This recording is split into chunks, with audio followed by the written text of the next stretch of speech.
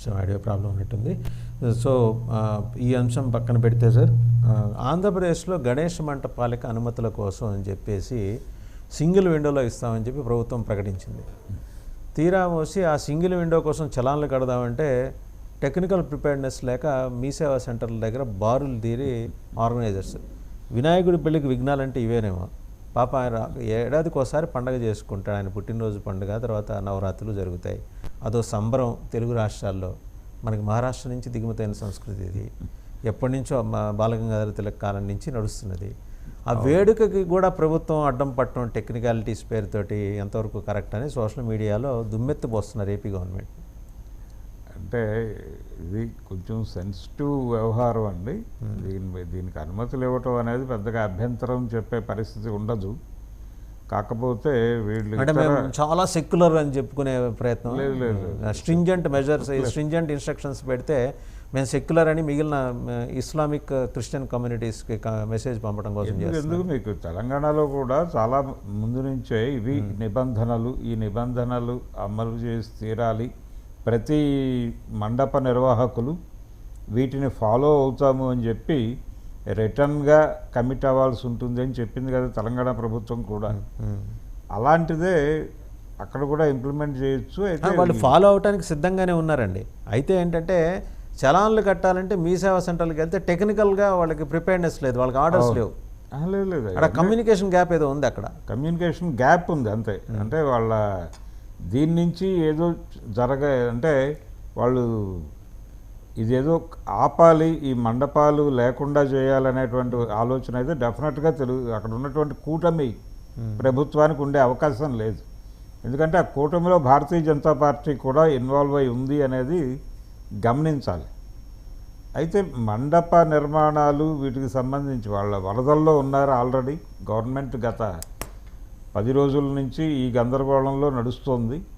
దాదాపు గత నెల 28వ తారీఖు నుంచి ఈ క్రైసిస్లో ఉండటం వల్ల ఇన్ టైంలో దీనికి స్పందించి ఉండకపోవచ్చు, కానీ ఈ ప్రెజర్ ఉంది అనేది అర్థమైపోయింది ఆల్రెడీ. ఇంకా రేపే ఇంకా ఇవాళ పని చేయలేదు అనుకోండి, వాళ్ళు రేపు పెట్టుకోలేరు. వాళ్ళు రేపే కాబట్టి పూజ జరగాలి అంటే ఇవాళ అనుమతులు ఇవ్వాలి. అనుమతులు ఇవ్వాలంటే మీ సేవ అంత టెక్నికల్గా పోస్తే శాసనపరంగా వెళ్తే ఏదో జరుగుతుంది అంటారు చూసారా, అలా అవుతుంది. వాళ్ళ ఖచ్చితంగా మా పర్మిషన్ లేకుండా మాన్యువల్ పర్మిషన్స్ అని ఇవ్వచ్చు కదా. లేదు, మాన్యువల్ పర్మిషన్స్ ఇమీడియట్గా మొదలు పెట్టేస్తారండి.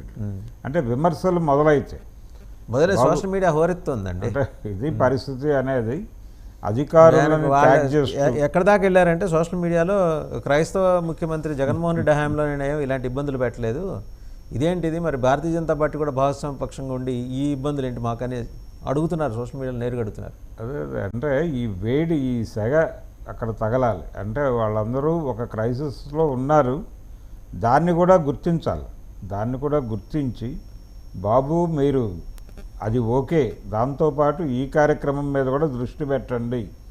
నిజానికి వినాయక చవితి టైంలో ఇలా వర్షాలు పడటం కూడా ఒక ఆనవాయితీగా మారిపోయినటువంటి వర్షం పడితేనే వినాయక చవితికి ఆ శోభ ఉంటుంది. ఆ శోభ ఉంటుంది. ఆ మట్టి వినాయకుడిని ప్రతిష్ఠ చేయుట, ఈ కార్యక్రమాలన్నీ జరుగుతున్నాయి. అయితే ప్రభుత్వం దీనికి ముందే ప్రిపేర్ అవ్వాలి. ఇలాంటివి ఇంత టైం నిజానికి 28 నుంచి మొదలైంది, 28 కంటే ముందే దీనికి సంబంధించి 1 month in advance ఇవన్నీ జరగాలి.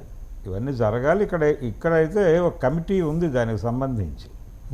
అంటే ఒక ప్రైవేట్ కమిటీ ఉంది, ఈ వినాయక నిమజ్జన కమిటీ అనే పేరుతో ఒక వ్యవస్థ హైదరాబాదులో ఉంది.